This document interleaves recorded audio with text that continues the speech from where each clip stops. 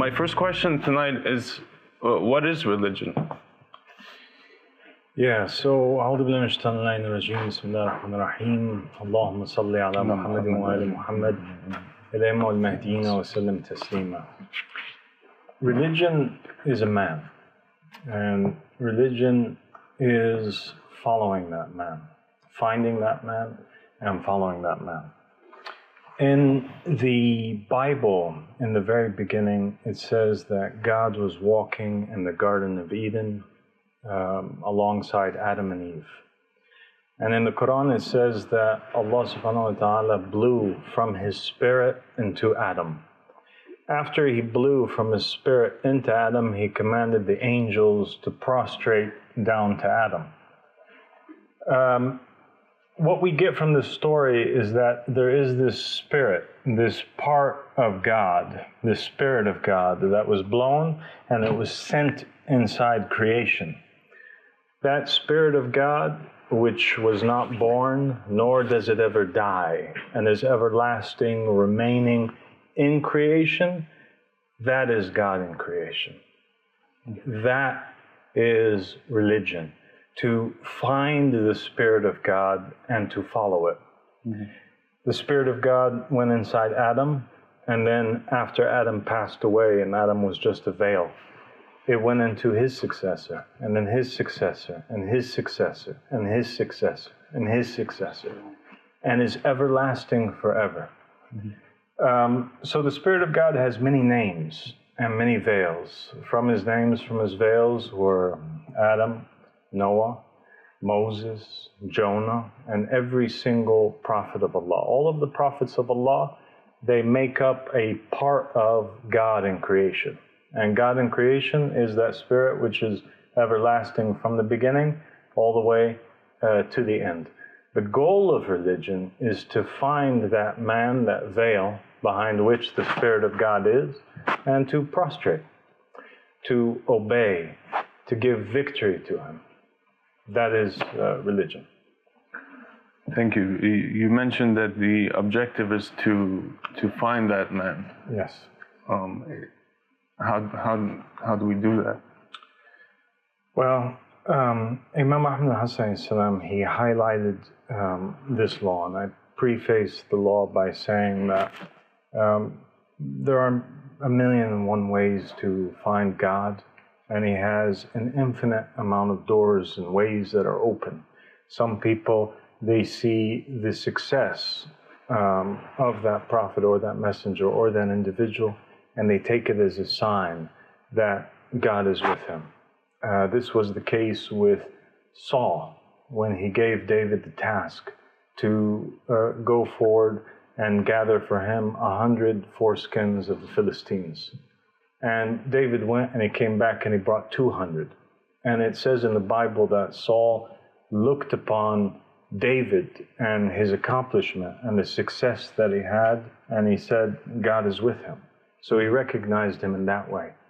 Some people recognize the Spirit of God through istikharas. Some people recognize the Spirit of God through dreams in which the infallibles have guided them, or God guided them in that dream to this individual. Mm-hmm. Other people have believed through miracles. But what we do know is that while these are all ways, these are not the absolute way. There is a law. It's a criteria of 3 parts that every single person whom has in him the Spirit of God has to fulfill. Mm-hmm.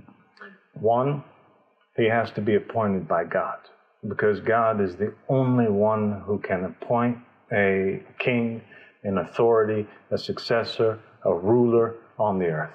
He's the only one. Mm-hmm. And that's why we find in the Quran and in the Bible, when the Israelites, when they wanted a king, they had to go back to the prophet Samuel and they said, Samuel, please ask God to appoint for us a king. So they couldn't appoint themselves and they couldn't elect a king, but rather they had to ask God to appoint one.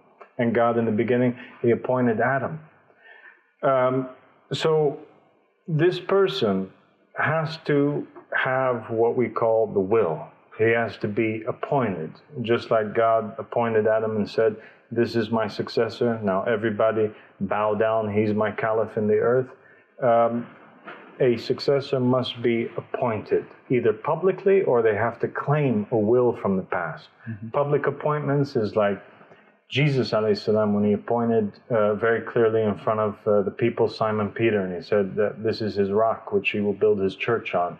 We have the public appointment of Aaron, alayhi salam, and Yusha ad-Nun, Joshua, by Moses. We have the public appointment of Ali ibn Abi Talib by Muhammad sallallahu alaihi wasallam. And then we have also claiming of the will, like we have the claiming of the will by Moses, who said, I was mentioned by Joseph.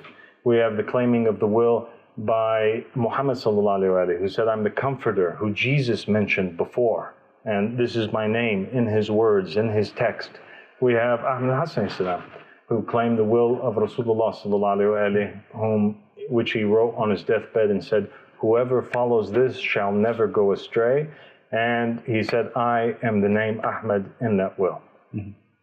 So the will, your name being mentioned by a previous successor, aka being mentioned by God, this is a must. You can't have a caliph of Allah or somebody coming forth and saying it is obligatory to obey me, but at the same time their name cannot be found anywhere. The second thing is that he has to be the most knowledgeable of the people. And I think that this law, everybody agrees to it.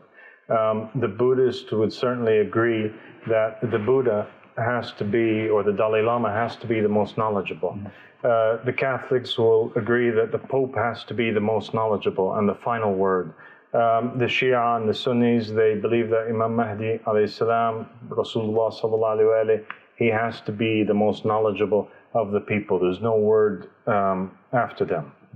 So knowledge, being able to demonstrate knowledge, like it's mentioned in the Quran that Adam, when he was appointed by God, God taught Adam the names of all things. So being able to know and to be asked any question and to have the answer to it, to be the most knowledgeable, this is one of those criteria.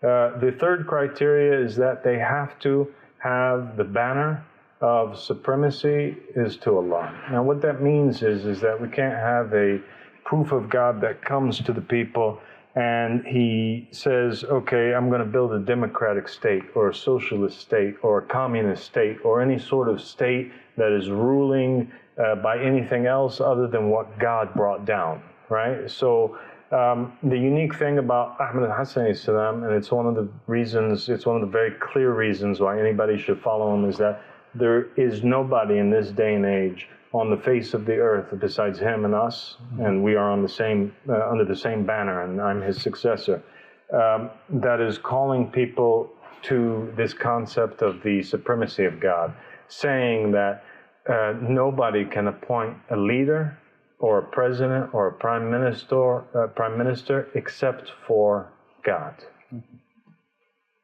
And that's how you know the proof of God.